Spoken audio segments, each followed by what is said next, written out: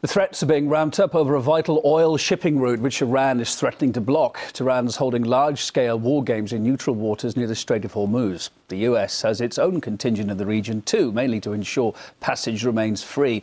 Bringing us up to date on this moving story, Gayane Chichakyan, she's in our Washington, D.C. studio. Hi there, Gayane. What is America's response to Iran's latest moves again today? Well, Kevin, reacting to Iran's warning, the U.S. said no such disruption would be tolerated and that the U.S. Fifth Fleet that's based in the Gulf would ensure that doesn't happen. The Strait of Hormuz links the Gulf and the oil-producing states of Bahrain, Kuwait, Qatar, Saudi Arabia, and the United Arab Emirates to the Indian Ocean, and that's about 40% of the world's oil that's shipped on tankers, by tankers, and that all passes through that strait. It's a major oil artery, and a potential cutoff of might cause turmoil in the global oil market. Although a Saudi official said that Gulf nations would, are ready to offset any loss of Iranian crude. From the statements that you get here in Washington, you get a sense that Washington thinks Iran is bluffing because there have been such threats before, but Iran finds itself in a very difficult situation right now where its livelihood basically is in danger. The U.S. Congress passed a bill that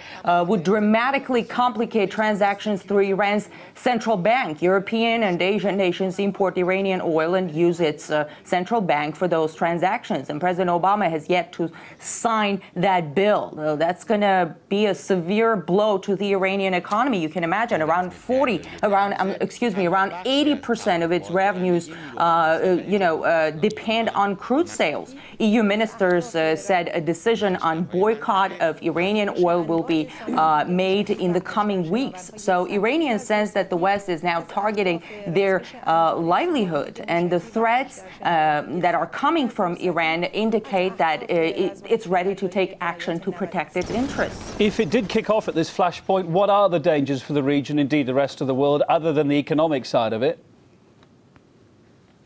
Well, Kevin, this could get very serious. You remember, we all remember the Suez crisis in 1956 nearly started a third world war. Iranians feel pretty much cornered right now. The West says, Iran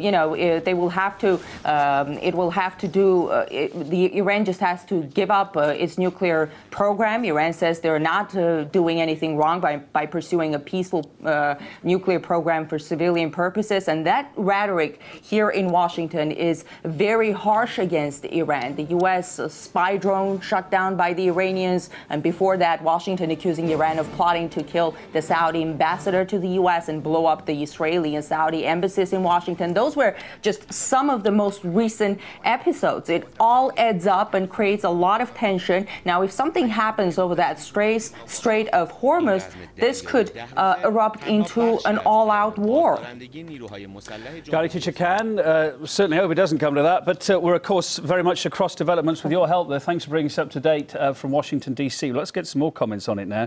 Talk to Shirin Shafaie, a researcher at the School of Oriental and African Studies in London, also representative of the campaign against sanctions and military intervention in Iran. Shirin, thanks ever so much for being with us. I don't know if you heard our correspondent there in Washington, D.C. We'll pick up on some of that again. Making threats like we've been hearing while performing a large-scale military exercise, isn't Tehran concerned it's going to be seen as a provocateur at the moment?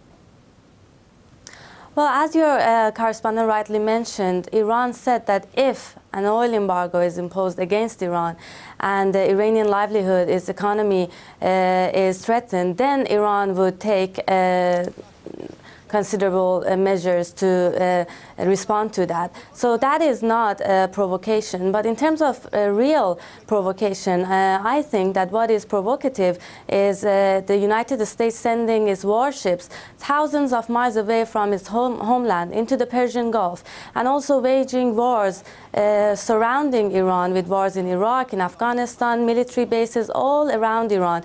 That is provocative, and Iran is trying to defend its national sovereignty and territorial integrity. We heard our correspondent there say that her take was that America was basically seeing this as a bluff. However, of course, if it isn't a bluff, experts have said a military conflict in the Gulf is a threat to world peace. Could it escalate to that?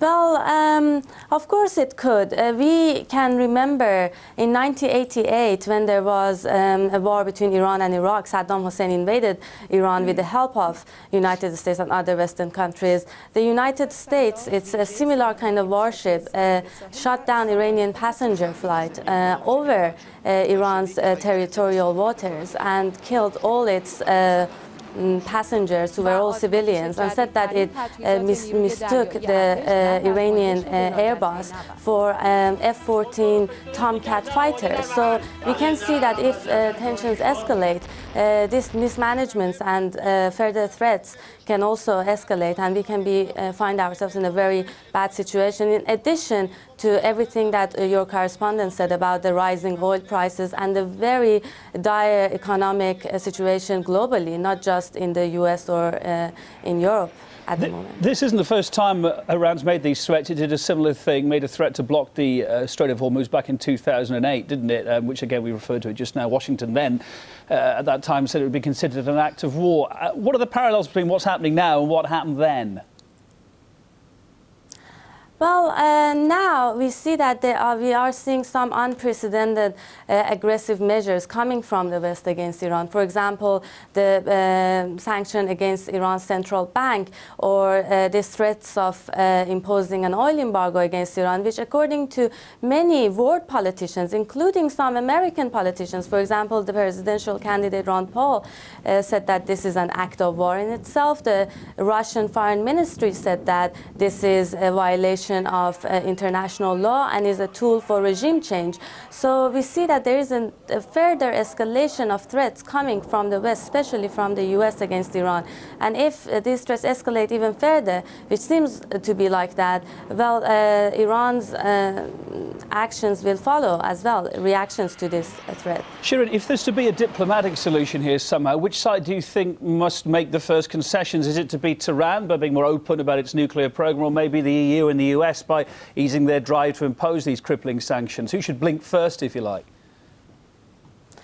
Well, of course, all sides should realize that what we are in now is a lose-lose, completely lose-lose situation. Everybody is going to lose from this, except for some military-industrial complex in the West. But if there is a diplomatic solution, we have a very good nuclear deal between Iran, Turkey, and Brazil, which, based on which Iran sends most of its low-enriched uranium for nuclear fuel rods, which Iran really needs for its Tehran research reactor. For diagnosis of complicated diseases like cancer for more than 800,000 patients. So that deal could be revived, although President Obama first supported it in April 2010 in his letters to leaders of Brazil and Turkey, and then backtracked in the Security Council and imposed more sanctions on Iran. So there should not be more confrontation, there should be participation. And one more thing that I want to mention is that wherever the United States has intervened in the region, it has always brought death and destruction. Now, maybe it's a chance that the United States comes and facilitates negotiations with Iran and cooperate in Iran's nuclear program. That would be a nice thought for the new year, wouldn't it? Shirin Shafaie from the School of Oriental and African Studies, thank you for your input to the programme tonight.